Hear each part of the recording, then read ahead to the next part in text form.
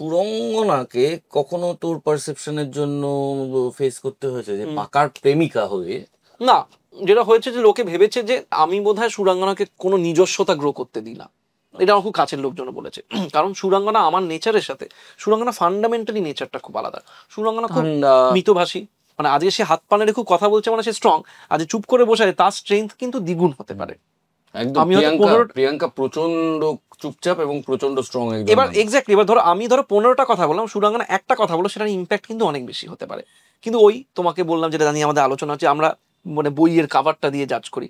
সুরাঙ্গনা কম কথা বলতে পছন্দ করে, ও চায় না বেশি কথা বলতে, অ্যান্ড আই রেসপেক্ট দ্যাট। অনেক সময় কিছু প্রশ্ন আমাকে বলে তুই বলে দে, আর লোকে ভাবে আমি ওকে বলতে দিচ্ছি না। ধরো এরকম হয়েছে, আমরা একটা পার্টিতে গেছি, সেদিন একটা রাজনৈতিক একটা ঘটনা ঘটেছে, কি বলবো না, সেদিন আমরা দুজনেই খুবই মন খারাপ। এবার সেখানে সবাই নাচছে, সেদিন আর নাচা গানা করার মুডটা নেই, গেছি আড্ডা মারবো চলে আসবো, সুরাঙ্গনারও নেই। এবং সেটা কিন্তু আমার জন্য সুরাঙ্গনার নেই তা না, সুরাঙ্গনা তার মতন করে তার ভেতরে যে অভিঘাতটা হয়েছে, এবং কিন্তু লোকে ধরে নিল যে ঋদ্ধি কিন্তু সুরাঙ্গনাকে নাচতে দিল না। কারণ এটা হচ্ছে কালেকটিভলি আমার ওর একই জিনিসে অ্যাফেক্টেড হয়েছি আমরা, কিন্তু লোকে সামা মনে হলো আমি করতে দিচ্ছি না।